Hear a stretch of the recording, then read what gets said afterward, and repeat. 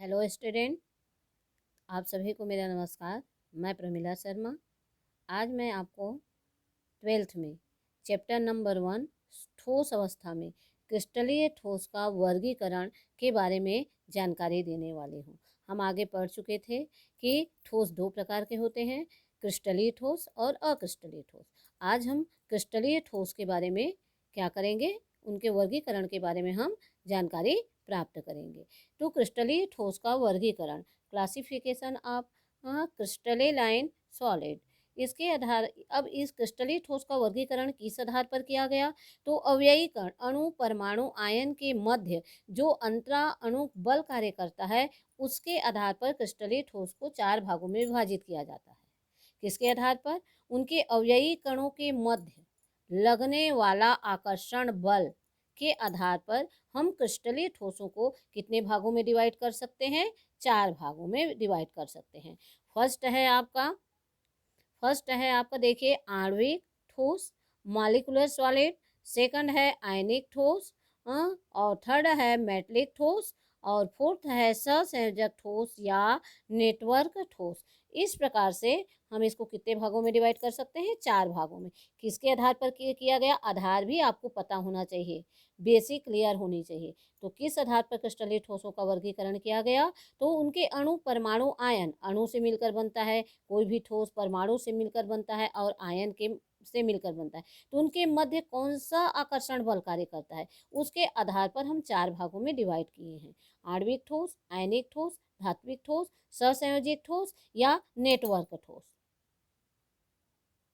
अब मैं इसका थोड़ा सा फ्लोरा डायग्राम की सहायता से थोड़ा सा बताऊंगी, फिर आगे बढ़ती हूँ। क्रिस्टलीय ठोस का वर्गीकरण, तो आप सभी जानते हैं क्रिस्टलीय ठोस का वर्गीकरण हम उसके अंतरा अणु बल के आधार पर, आकर्षण बल के आधार पर किए हैं। तो सबसे पहले इसको कितने भागों में डिवाइड किया गया है, देखिए। फर्स्ट है आपका आणविक ठोस, फिर आयनिक ठोस, फिर दूसरा धात्विक ठोस और सहसंयोजक ठोस। तो आणविक ठोस जो रहते हैं उनमें अवयवी कण क्या होते हैं? आणविक नाम से ही आपको पता है, आपको याद करने की भी आवश्यकता नहीं है। आणविक मतलब वो किससे मिलकर बना होता होगा? अणु से मिलकर बना होता होगा। और आयनिक ठोस जो है वह किससे मिलकर बना होता होगा? आयनिक ठोस में क्या होंगे? अवयवी कण क्या होते होंगे? आयन होंगे। आयन में कौन सा आयन होते हैं? धन आयन और ऋण आयन, है ना। जो कोई इलेक्ट्रॉन जब वो कोई त्यागता है तो वह क्या बनाता है? धन आयन बनाता है। जब कोई इलेक्ट्रॉन ग्रहण करता है तब वह क्या बनाता है? ऋण आयन बनाता है। तो आयनिक से नाम से ही पता चलता है। आपको कुछ भी पता नहीं है तो आप लिख सकते हो आयनिक ठोस में उनके अवयवी कण जो रहते हैं आयन होते हैं, और आणविक ठोस में उनके अवयवी कण जो रहते हैं वह क्या होते हैं? अणु होते हैं। धात्विक ठोस, धात्विक ठोस में भी आप, मेटलिक ठोस में आप ऐसे सामान्य अगर है तो वहाँ आप कुछ पढ़ के नहीं गए हो तब भी आप सुने हो तो जान सकते हो कि इसमें धातु आयन होते हैं। धात्विक ठोस में क्या होते हैं? धातु के आयन होते हैं, जिससे मिलकर क्या बनता है? धात्विक ठोस। फिर होता है सहसंयोजक ठोस या सहसंयोजी, या इसको बोलते हैं नेटवर्क ठोस। तो नेटवर्क ठोस में क्या होता है आपका? अवयवी कण जो रहते हैं वह परमाणु होते हैं। तो तीनों चारों में अंतर क्या होगा? आणविक से याद रखो अणु होंगे, अवयवी कण क्या होंगे? आपका अणु होंगे। आयनिक से याद रखोगे कि आपके आयनिक ठोस में अवयवी कण क्या होंगे? आयन होंगे। धात्विक ठोस में याद रखो कि उनके अवयवी कण क्या होंगे? धातु आयन होंगे। और सहसंयोजक ठोस में उनके अवयवी कण क्या होते हैं? परमाणु होते हैं। सामान्यतः मैं इसको भी आपको बताती हूँ कि इसमें कौन कौन से बल कार्य करते हैं।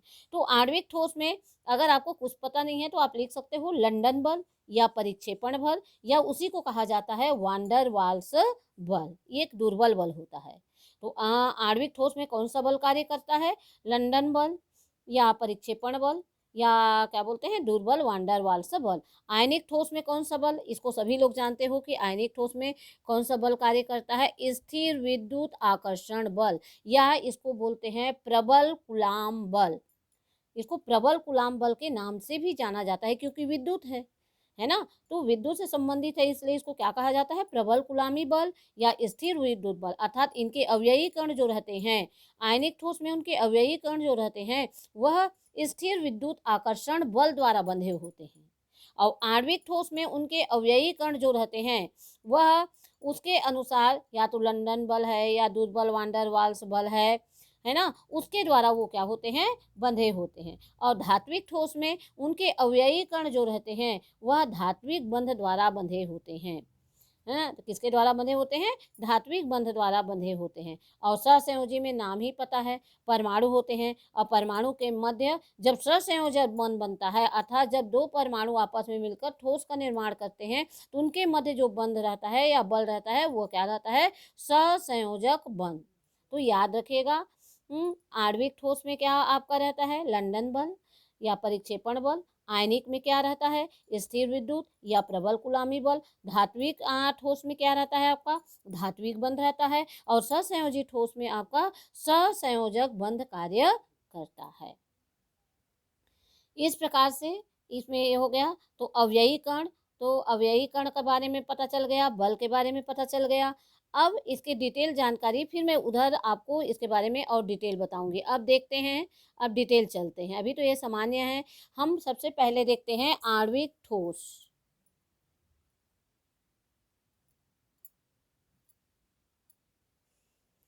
सबसे पहले आणविक ठोस। तो आणविक ठोस के गुण देखते हैं, ये तो आप सभी जानते हो। फर्स्ट ठोस की अब डिटेल जानकारी चलते हैं। आणविक ठोस के गुण, तो आणविक ठोस के गुण में हम देख रहे हैं यहाँ पर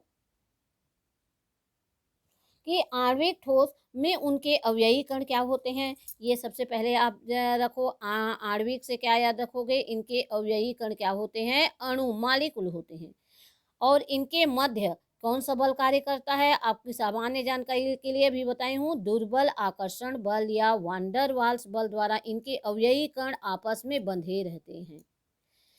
ये आणविक ठोस मुलायम व विद्युत के अचालक अर्थात ये कुचालक होते हैं। आणविक ठोस मुलायम होते हैं और विद्युत के क्या होते हैं, कुचालक होते हैं।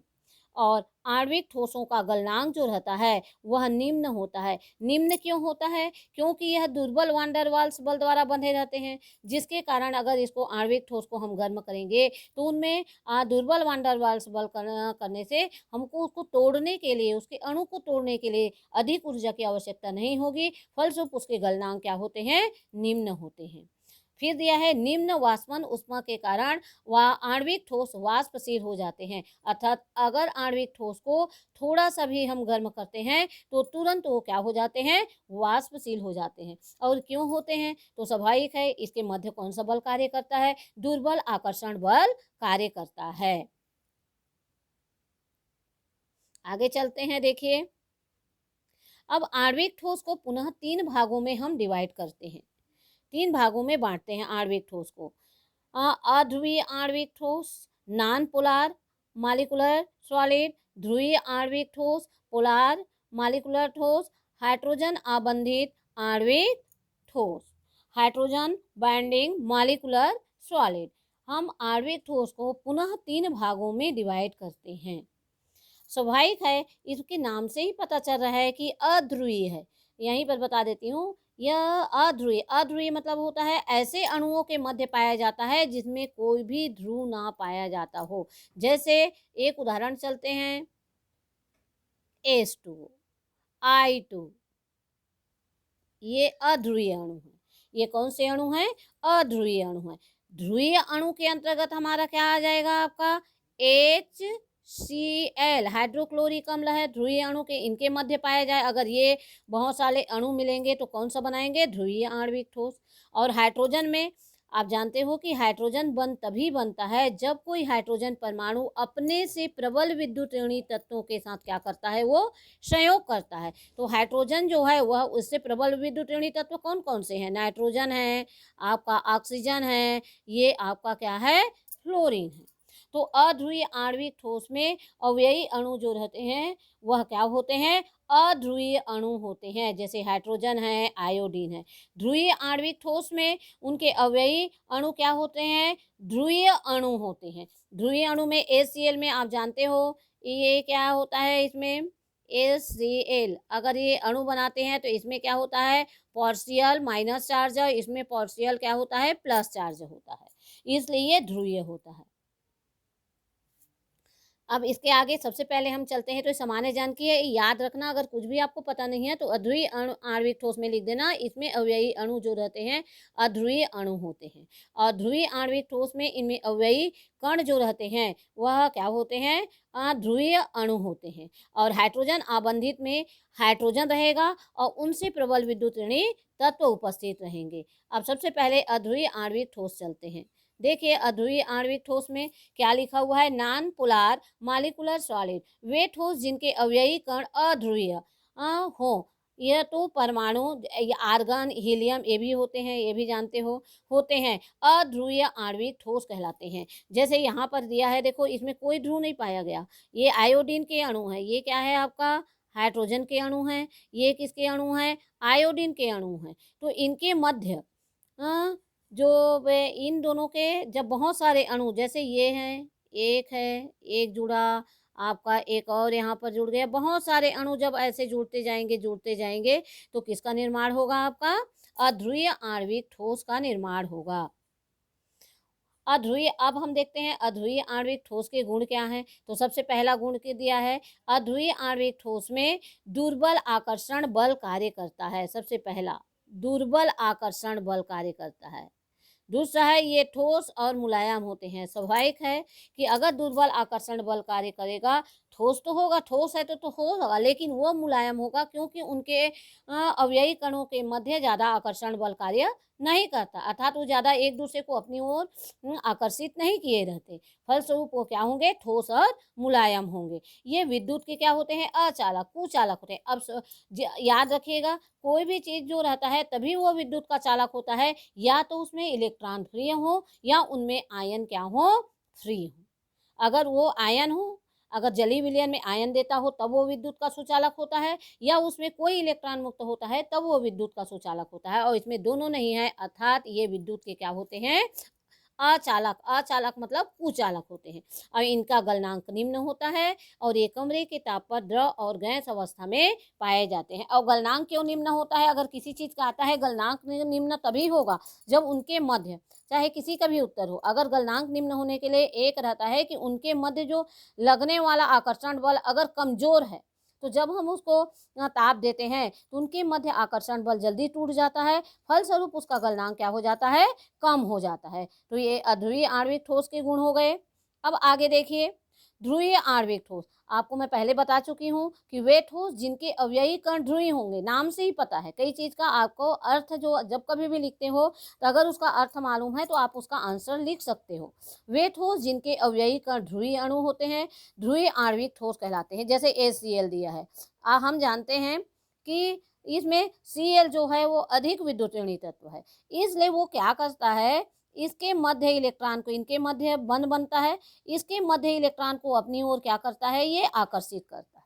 लेकिन पूरा पूरा इसके पास नहीं जाता। Cl के पास ऐसा नहीं है कि हाइड्रोजन का पूरे एक इलेक्ट्रॉन है वो Cl के पास जाए, वो इन दोनों के बीच से ना होकर थोड़ा सा इसके पास आ जाता है, और जिसके कारण ये इलेक्ट्रॉन जो इलेक्ट्रॉन है वो इसके पास आ जाता है, जिसके कारण इसमें आंशिक ऋण आवेश उत्पन्न हो जाता है और इसमें आंशिक धन आवेश उत्पन्न हो जाता है। और ऐसे ही बहुत सारे Cl के अणु जो रहते हैं उनके मध्य जब इस प्रकार, ये यहाँ पर हो गया, मान लीजिए आपका ये आंशिक धन आवेश, एक और अणु हो जाएगा, ये अणु, ये सब Cl के अणु है और सब में क्या है तुम्हारा, आंशिक ऋण आवेश और आंशिक धन आवेश। तो एक दूसरे को वो क्या करेंगे, आप आकर्षित करेंगे। जैसे देखिए एक हम डायग्राम बनाते हैं,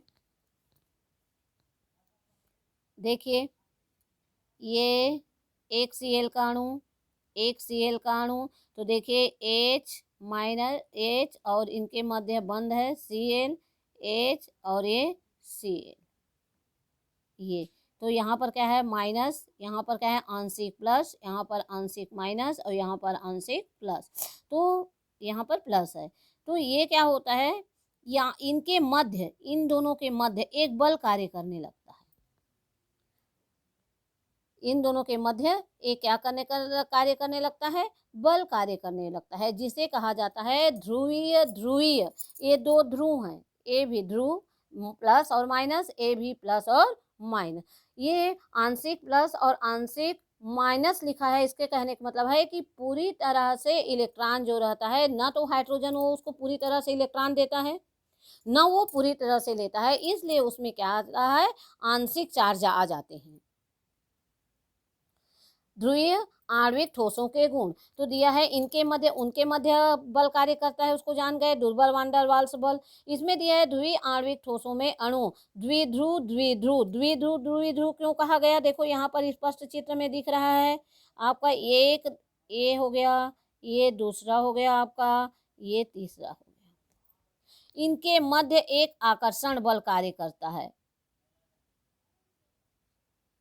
इनके मध्य एक आकर्षण बल कार्य करता है, ये अणुओं के मध्य, जिसे इन दो द्विध्रुव मतलब एक द्विध्रुव हो गया, एक द्विध्रुव अनोन्य क्रिया, इन दोनों, इसमें माइनस चार्ज है और इसमें कौन सा चार्ज है, देखो इसमें माइनस है, आंशिक माइनस, और इसमें आंशिक प्लस है, तो इनके मध्य एक क्रिया होगी जिसके कारण एक दूसरे को क्या करेगा, आकर्षित करेगा। अब आकर्षित करेगा तो एक दूसरे से वो बंधा रहेगा, जिसे लंदन बल क्या हो जाता है, प्रबल हो जाता है, जिसे लंदन बल क्या हो जाता है आपका, प्रबल हो जाता है। दूसरा दिया है, ये मुलायम और अचालक होते हैं, ये भी जो रहते हैं वह मुलायम होते हैं और क्या होते हैं, विद्युत के कुचालक होते हैं। इनके गलनांक अध्रुवीय आणविक ठोसों से तो अधिक होगा, क्यों, क्योंकि जो दुर्बल वान डर वाल्स बल है उससे लंदन बल जो रहता है वो थोड़ा सा ध्रुवी अणु के मध्य है, डाइपोल डाइपोल मालिक्यूल के मध्य है, जिसके कारण उससे ये प्रबल होता है। फलस्वरूप क्या बोलते हैं, इनके गलनांक जो रहते हैं अध्रुवीय आणविक ठोसों की तुलना में क्या होता है, अधिक होता है। ये भी कमरे के ताप पर व दाब पर गैस या कौन सी अवस्था में पाए जाते हैं, द्रव अवस्था में पाए जाते हैं। उसके बाद है हाइड्रोजन आबंधित आणविक ठोस। तो हाइड्रोजन आबंधित आणविक ठोस में आप देखिएगा, मैं आपको बताई हूँ कि हाइड्रोजन बंध कितने प्रकार के होते हैं, आप सभी जानते हो, 2 प्रकार के होते हैं। हाइड्रोजन बंध जो रहते हैं वो 2 प्रकार के होते हैं और हाइड्रोजन बंध को बिंदुकित रेखा द्वारा डिनोट किया जाता है, प्रदर्शित किया जाता है, ये हाइड्रोजन बंध है। छोटे छोटे ऐसे बंध के द्वारा उसको क्या किया जाता है, डिनोट। तो इसमें 2 प्रकार के बंध बनते हैं, हाइड्रोजन बंध 2 प्रकार का होता है। एक तो होता है अंतरा अणुक, एक होता है अंतरा अणुक हाइड्रोजन बंध और दूसरा होता है अंतः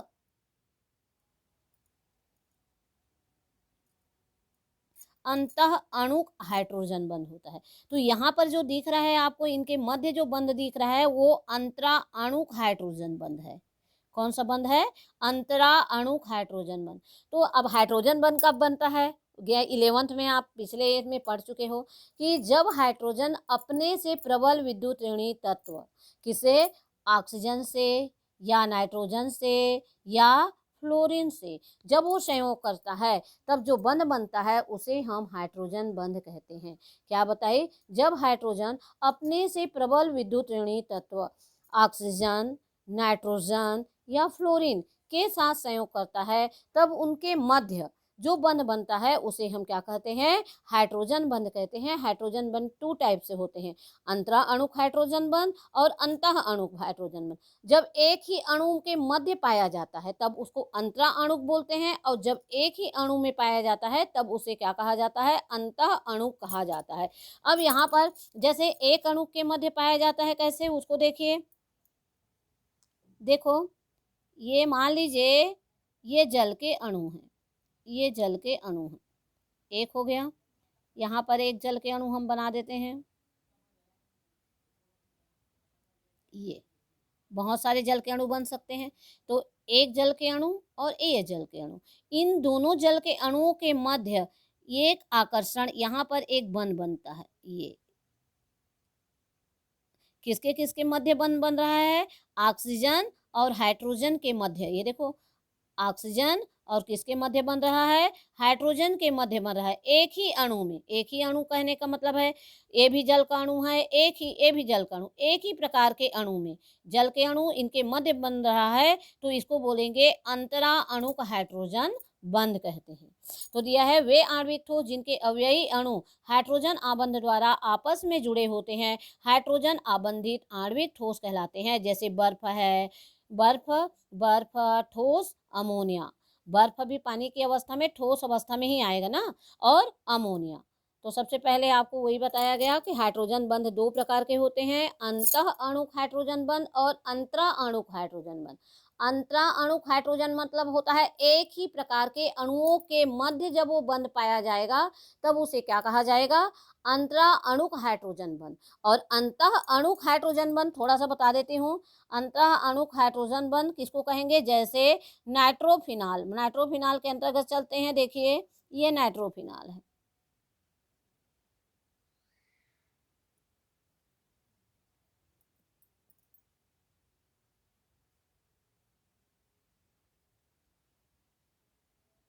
ये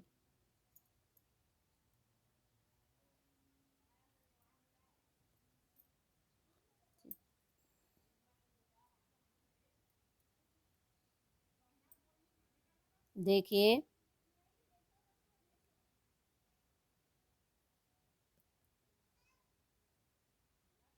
ओ एच। तो यहाँ पर क्या होता है, इस ऑक्सीजन और इस नाइट्रोजन दो है, तो यहाँ पर एक बंध बनता है, इन दोनों के मध्य एक बनता है, तो एक ही अणु में बन रहा है ना, आर्थो नाइट्रोफिनॉल में बन रहा है, तब उसे हम क्या कहेंगे, अंतः अंतः हाइड्रोजन बंध कहते हैं। अब देखिए आगे चलते हैं, हाइड्रोजन आबंधित आणविक ठोसों के गुण। तो फर्स्ट दिया हुआ है आपका, देखिए फर्स्ट दिया हुआ है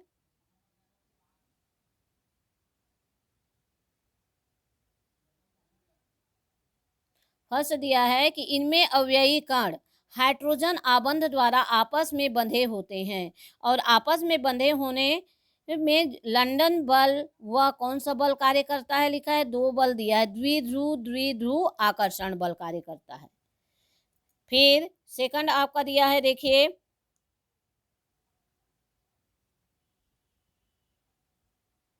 सेकंड में दिया है इनका गलनांक अध्रुवीय आणविक ठोस तथा ध्रुवीय आणविक ठोस से अधिक होता है। ये इनका गलनांक देखो, सबसे कम गलनांक किसका होता है, अध्रुवी का, फिर किसका होता है, ध्रुवी का, और सबसे अधिक जो रहता है आबंधित में हाइड्रोजन आबंधित आणविक ठोसों का होता है। फिर थर्ड आपका क्या दिया है, देखो ये कमरे के ताप पर क्या है, दाब द्रव एवं मुलायम ठोस होते हैं, जबकि वो क्या होते थे, द्रव और गैसीय होते थे, लेकिन ये क्या होते हैं, वाष्पशील द्रव या मुलायम ठोस होते हैं। फिर थर्ड आपका दिया, फोर्थ आपका दिया है, देखिए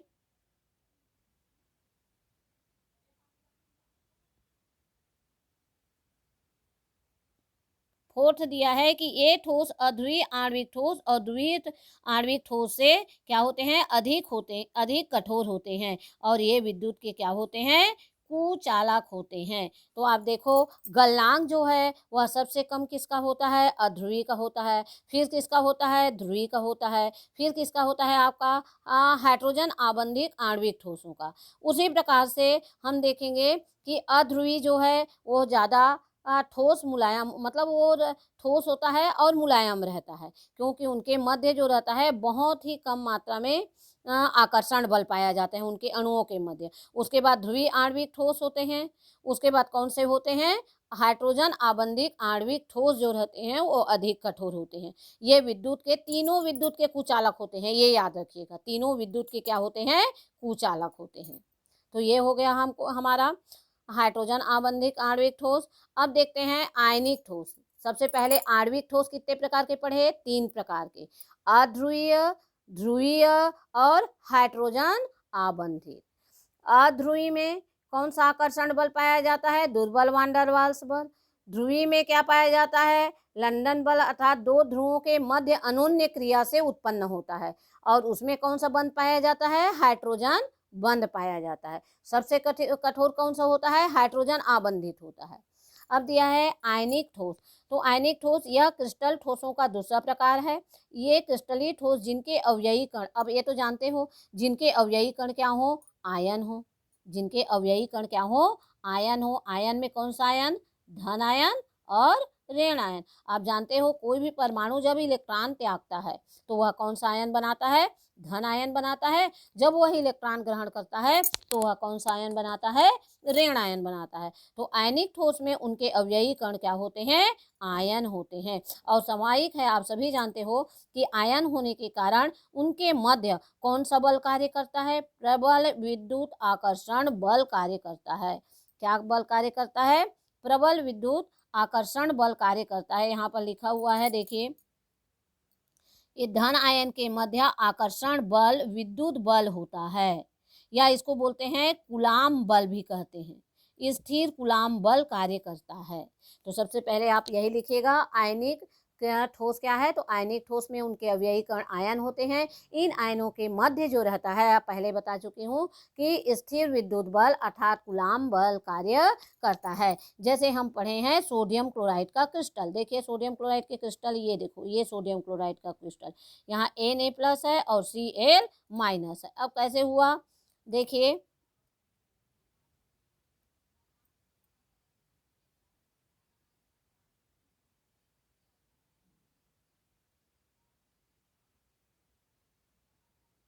ये देखो,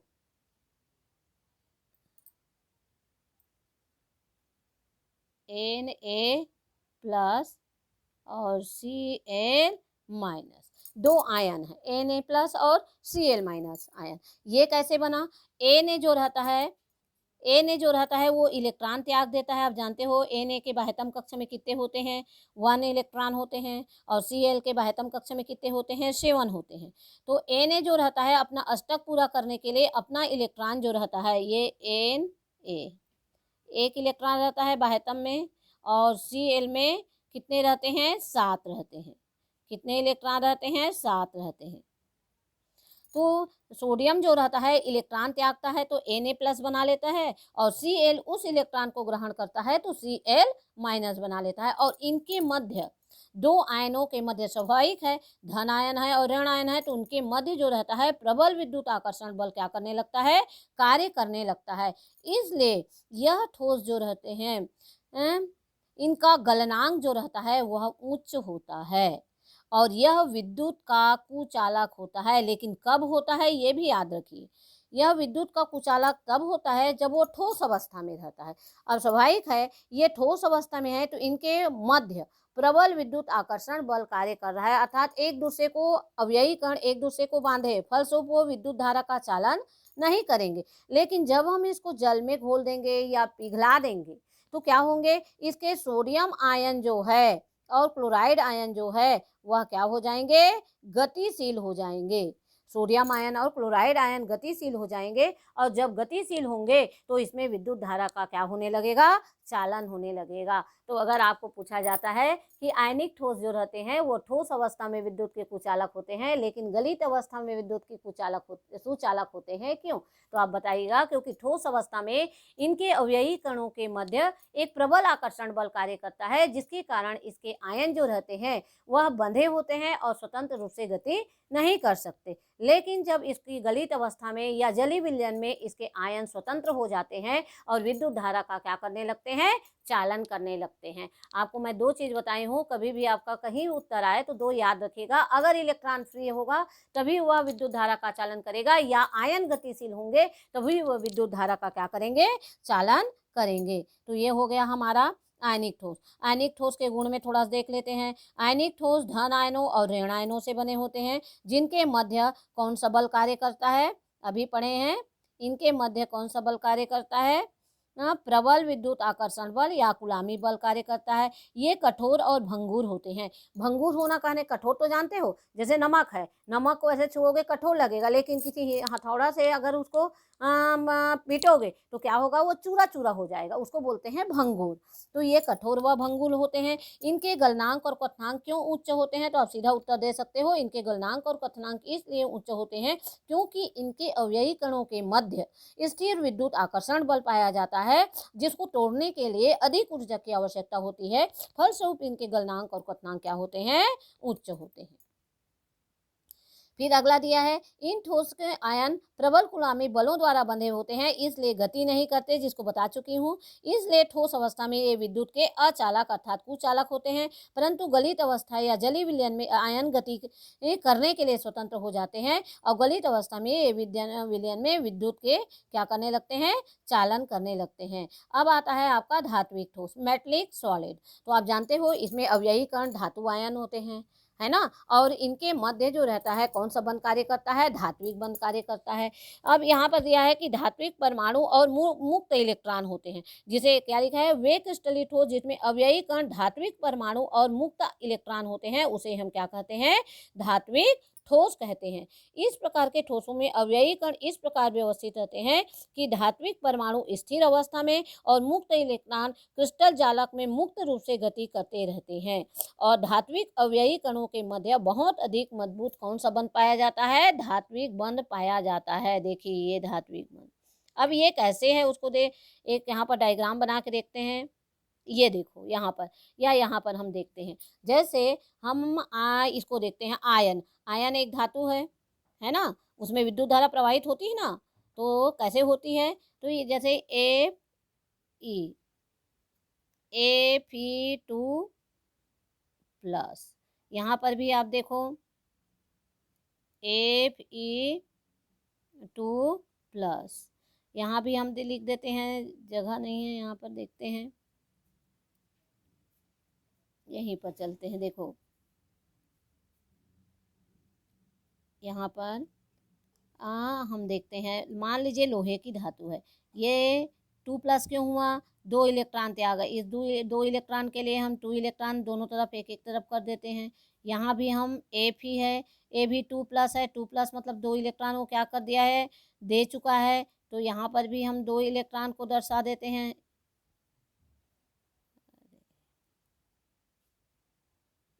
बार बार देखो Fe2+, 2+ मतलब 2 इलेक्ट्रॉन हैं, एक इलेक्ट्रॉन दर्शा दिए, यहाँ पर एक इलेक्ट्रॉन दर्शा दिए, यहाँ पर भी Fe2+ है, तो इसका भी क्या हो गया आपका एक इलेक्ट्रॉन, इसका भी क्या हो गया आपका इलेक्ट्रॉन। इसी प्रकार से जितने भी Fe रहेंगे उसमें वो क्या किए रहते हैं, 2 इलेक्ट्रॉन मुक्त किए रहते हैं। तो यह जो आपका ये रहता है, क्या बोलते हैं, ये जो धातु आयन जो रहते हैं ये स्थिर रहते हैं, ये स्थिर रहते हैं, और ये जो रहता है आपका,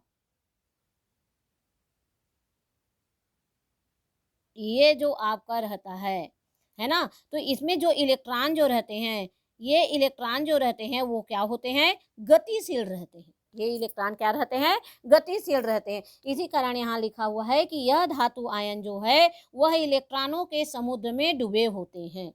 यह इलेक्ट्रॉन जो रहता है वह ये आयन जो रहते हैं वह इलेक्ट्रॉनों के समुद्र में क्या रहते हैं, डूबे रहते हैं। फलस्वरूप ये विद्युत धारा का क्या करने लगते हैं, चालन करने लगते हैं।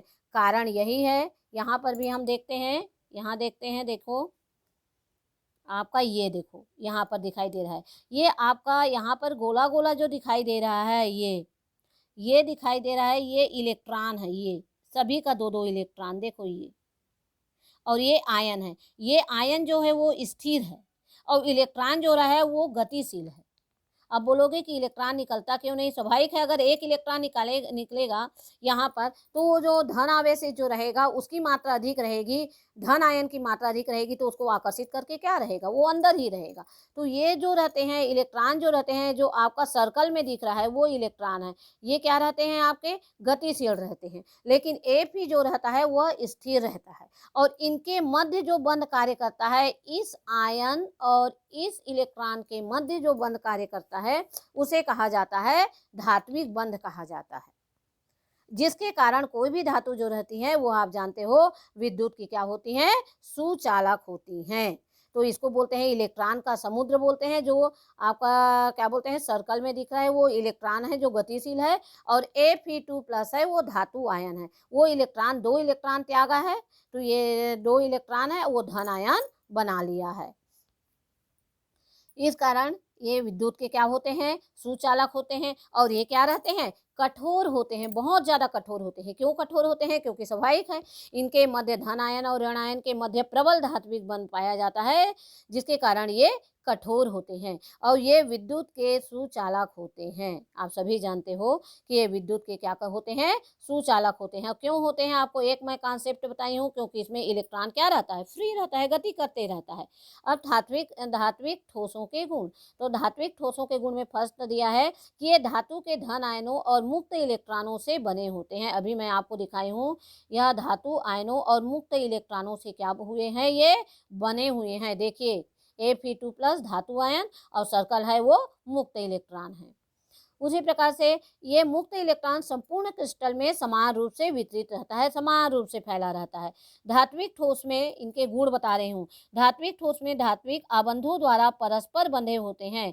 इनके मध्य प्रबल आकर्षण बल होता है, जिसके कारण धातुएं प्रायः कठोर होती हैं। जैसे आपके पेपर में, कई पेपर में पूछा जाता है प्रतियोगी पे, धातुएं क्यों कठोर होती हैं, तो आप सीधा उत्तर दे सकते हो, क्योंकि इनके मध्य जो धातु आयन जो रहते हैं धात्विक बंध द्वारा जुड़े होते हैं, जो प्रबल आकर्षण होता है उनके मध्य, जिसके कारण ये धातुएं क्या होती हैं? कठोर होती हैं। और ये विद्युत की सुचालक, उष्मा और विद्युत दोनों के सुचालक होती हैं। धातुएं विद्युत और उष्मा की क्यों सुचालक होती हैं? क्योंकि उसमें मुक्त इलेक्ट्रॉन होता है। अब आपको पता है कि मुक्त इलेक्ट्रॉन रहेगा तो वो विद्युत का चालन करेगा ही।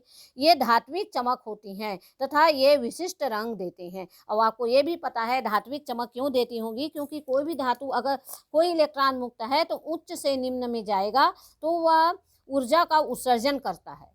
कोई भी इलेक्ट्रॉन जो रहता है अगर फ्री है, अगर उच्च ऊर्जा स्तर से हाई ऊर्जा स्तर, उच्च से वह निम्न में या निम्न से उच्च में जाएगा तो वह क्या करता है? ऊर्जा का उत्सर्जन करता है, जिसके कारण उसमें चमक होती है और विशिष्ट रंग देता है।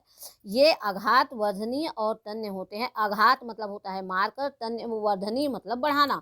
हम किसी भी धातु को अगर हथौड़े से चोट मारेंगे तो वो क्या होगा? चादर बन जाएगा। उस गुण को क्या कहा जाता है? आघात वर्धनीयता। वर्धन मतलब क्या होता है? बढ़ना। आघात माने करना होता है मारना। अतः किसी भी धातु को हम अगर मारेंगे तो वो चादर बन जाएगी, अर्थात इसमें हमको चादर बनाने का क्या होता है? गुण पाया जाता है। तन्य मतलब होता है लंबे तार। इससे आप देखे होंगे, कापर का तार देखे होंगे, आपका एल्यूमिनियम का तार देखे होंगे, लंबे तार खींचे जा सकते हैं, तन्यता का गुण पाया जाता है। आप जानते हैं कहा जाता है, उसमें दिया होगा, 8 में भी पढ़े होंगे कि 10 ग्राम सोने से 1 किलोमीटर लंबे तार खींचे जा सकते हैं। 10 ग्राम अगर सोना लिया जाए तो सबसे अधिक तन्यता की शक्ति किसमें पाई जाती है? सोने में पाई जाती है। सबसे ज़्यादा तन्य सोना होता है। तो 1 किलोमीटर लंबे तार क्या किए जा सकते हैं? खींचे जा सकते हैं। उसी प्रकार से सबसे अधिक सर्वाधिक सुचालक होता है चांदी। अब लास्ट है सहसंयोजक ठोस, नेटवर्क ठोस और कोवैलेंट सॉलिड। वे ठोस, अब ये इसके अवयवी कण क्या होते हैं बताई हूँ? परमाणु होते हैं। इनके अवयवी कण क्या होते हैं? परमाणु होते हैं। और परमाणु, ये परमाणु आपस में जुड़कर एक नेटवर्क बना देते हैं। क्या बना लेते हैं? नेटवर्क बना देते हैं। और इस कारण इसे क्या कहा जाता है? नेटवर्क ठोस भी कहा जाता है या विशाल अणु भी कहा जाता है ना। और इनके मध्य जो बंध पाया जाता है उसे कौन सा बंध होता है? वो प्रबल बंध होता है। तो सहसंयोजी में बोल सकते हो, इसमें अवयवी कण जो रहते हैं वह परमाणु, समान प्रकार के भी परमाणु हो सकते हैं या भिन्न भिन्न प्रकार के भी परमाणु हो सकते हैं, है ना। और इनके मध्य जो बंध पाया जाता है वह सहसंयोजी बंध पाया जाता है। और यह सहसंयोजक बंध प्रबल होता है, ये दिशात्मक होता है। और ये परमाणु अपनी स्थिति में प्रबलता से क्या होते हैं? जुड़े होते हैं। जैसे हीरा है, आपका ग्रेफाइट है ना। इसको नेटवर्क क्यों कहा जाता है? चित्र बना के देखते हैं अगर बनता है तो। जैसे ये कार्बन है ना। हीरा में देखो, हीरा और ग्रेफाइट, हीरा में, हीरा जो है ये ऐसे है, मान लीजिए यहाँ पर भी कार्बन है, यहाँ पर भी कार्बन, यहाँ भी कार्बन। आप जानते हो हीरा में उसके चारों कार्बन परमाणु जो रहते हैं वह क्या रहते हैं? संकरित अवस्था में रहते हैं। किस अवस्था में रहते हैं? संकरित। अब यहाँ पर भी हम कर देते हैं, ये यहाँ पर, ये ऐसे, ये यहाँ पर भी कार्बन, यहाँ पर भी कार्बन, यहाँ भी कार्बन। तो ये सब कौन से में है? नेटवर्क जैसे हो गया आपका, किसके जैसे हो गया? एक नेटवर्क का फैला हुआ जाल जैसे हो गया, है ना? तो हीरा, ग्रेफाइट, सिलिका आदि सहसंयोजक ठोस या नेटवर्क का उदाहरण है। अब ये आता है कि हीरा जो रहता है, ये जो रहते हैं कठोर और क्या होते हैं? भंगुर होते हैं, है ना? इसको भी ये कठोर होता है, अगर किसी हथौड़े से मारोगे तो ये चूरा-चूरा हो जाएगा अर्थात भंगुर होता है। इनके मध्य जो रहता है प्रबल बंध होता है, लेकिन अपवाद क्या दिया है? ग्रेफाइट। ग्रेफाइट सभी लोग जानते हो, जो ग्रीस है वो ग्रेफाइट है। जो आपका सामान्यतः हम उपयोग करते हैं पेंसिल, पेंसिल में जो लगी हुई नोक जो रहती है वो क्या रहती है? ग्रेफाइट है। और हीरा और ग्रेफाइट कार्बन के अपर रूप होते हैं। लेकिन आप सभी जानते हैं कि ग्रेफाइट जो रहता है वह विद्युत का सुचालक होता है और हीरा जो रहता है वह विद्युत का कुचालक होता है। सहसंयोजित जितने भी ठोस हैं वह विद्युत के कुचालक होते हैं, किसको छोड़कर? ग्रेफाइट को छोड़कर। अब क्यों ग्रेफाइट जो रहता है वह विद्युत का सुचालक क्यों होता है और हीरा जो रहता है वह विद्युत का कुचालक क्यों होता है? इसके बारे में भी हमको जानकारी होनी चाहिए, है ना? तो ये क्यों होता है? क्योंकि हीरा में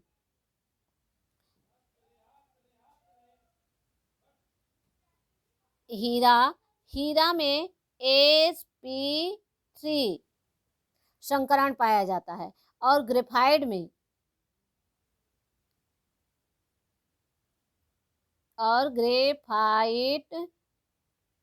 में sp2 संकरण पाया जाता है। मेन कारण हीरा में sp3 संकरण पाया जाता है और ग्रेफाइट में sp2 संकरण पाया जाता है। अब sp3 संकरण पाया जाता है मतलब हीरा में 4 संकरित कक्षक होते हैं और ग्रेफाइट में 3 संकरित कक्षक होते हैं। और हम सभी जानते हैं कि कार्बन के बाह्यतम कक्ष 1 2 3 4 बाह्यतम कक्ष में कितने इलेक्ट्रॉन होते हैं? 4। तो हीरा में sp3 संकरित कक्षक पाए जाने के कारण ये चारों इलेक्ट्रॉन जो रहता है वो संकरण में भाग ले लेता है, जिसके कारण कोई भी इलेक्ट्रॉन जो रहता है वह मुक्त नहीं होता, प्रबल सहसंयोजक बंध द्वारा बंधा होता है। हीरे में sp3 संकरण पाया जाता है अर्थात कार्बन पर 4 संकरित कक्षक होते हैं और चारों संकरित कक्षक जो रहते हैं वो प्रबल सहसंयोजक बंध बना लेते हैं, जिसके कारण कोई इलेक्ट्रॉन मुक्त नहीं होता। फलस्वरूप हीरा जो रहता है वो विद्युत का इसी कारण कुचालक होता है। और ग्रेफाइट में क्या होता है कि इसमें भी तो आपका कितने पाया गया? 4।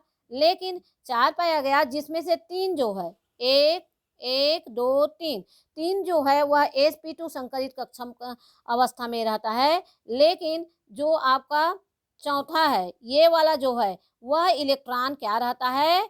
फ्री रहता है। अब आपको पता है, मैं आपको बताई हूँ कि अगर फ्री इलेक्ट्रॉन है तो वह विद्युत धारा का क्या करेगा? चालन करेगा। तो आप लिख सकते हो हीरा जो है वो विद्युत का कुचालक इसलिए होता है क्योंकि उसमें sp3 संकरण पाया जाता है, 4 संकरित कक्षक पाए जाते हैं, जिसके कारण कार्बन के चारों इलेक्ट्रॉन जो है वो संकरण में भाग लेते हैं। फलस्वरूप कोई भी इलेक्ट्रॉन मुक्त नहीं होता और यह विद्युत का कुचालक होता है। लेकिन ग्रेफाइट में sp2 संकरण पाया जाता है, जिसके कारण इसमें क्या बोलते हैं 3 संकरित कक्षक होते हैं और 1 इलेक्ट्रॉन फ्री होता है। फलस्वरूप यह विद्युत का क्या होता है? सुचालक होता है। तो मेन कारण वही है। देखो हीरा में कोई इलेक्ट्रॉन आपको फ्री नजर नहीं आ रहा है, सब जो रहते हैं आपस में बंधे हुए हैं, जिसके कारण ये विद्युत का क्या है?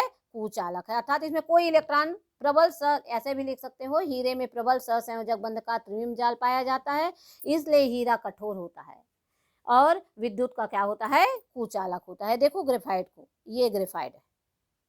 ग्रेफाइट जो है वो विद्युत का सुचालक क्यों होता है? क्योंकि उसमें इलेक्ट्रॉन फ्री होते हैं। अब इलेक्ट्रॉन फ्री होने के कारण प्रत्येक कार्बन में 1 इलेक्ट्रॉन फ्री रहता है।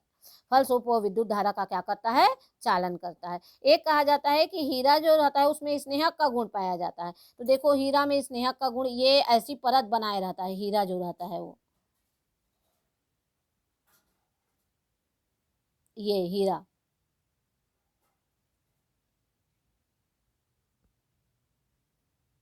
तो दिया हुआ है। ग्रेफाइट नरम होता है, इसमें स्वतंत्र इलेक्ट्रॉन होने के कारण ये विद्युत का क्या करता है? चालन करता है और इसमें स्नेहक का गुण पाया जाता है। तो एक बार सामान्यतः फिर एक बार रिवाइज करते हैं, 1 मिनट, ज़्यादा टाइम नहीं लेते हैं।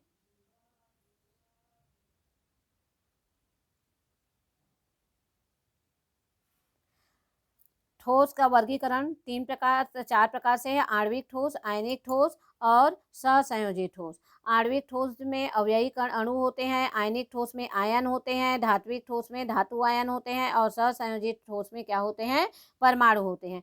आणविक ठोस में प्रबल लंदन बल, परिक्षेपण बल या दुर्बल वांडर वाल्स बल कार्य करते हैं, जबकि आयनिक ठोस में स्थिर विद्युत आकर्षण बल कार्य करते हैं। धात्विक ठोस में क्या बल कार्य करते हैं, धात्विक बंध कार्य करते हैं। और सहसंयोजी ठोस में क्या कार्य करते हैं, सहसंयोजी बंध कार्य करते हैं। आणविक ठोस विद्युत का कुचालक होता है, आयनिक ठोस विद्युत का ठोस अवस्था में कुचालक होता है, लेकिन पिघली अवस्था में विद्युत का सुचालक होता है। धात्विक ठोस जो रहता है वह विद्युत का सुचालक होता है, क्योंकि इसमें धातु आयन जो रहते हैं वह इलेक्ट्रॉन के समूह, धातु आयन स्थिर रहते हैं और इलेक्ट्रॉन फ्री रहते हैं। और सहसंयोजी ठोस जो रहता है वह विद्युत का कुचालक होता है, ग्रेफाइट को छोड़कर। ग्रेफाइट विद्युत का सुचालक इसलिए होता है क्योंकि उसमें फ्री इलेक्ट्रॉन उपस्थित होता है। इस प्रकार से हमारा हो गया क्रिस्टलीय ठोस का वर्गीकरण। पढ़िएगा, बिल्कुल फ्लोरा डायग्राम बनाकर ही पढ़िएगा, तभी आपको अच्छे से समझ में आएगा। याद बेसिक आपका क्लियर होना चाहिए। ठीक है।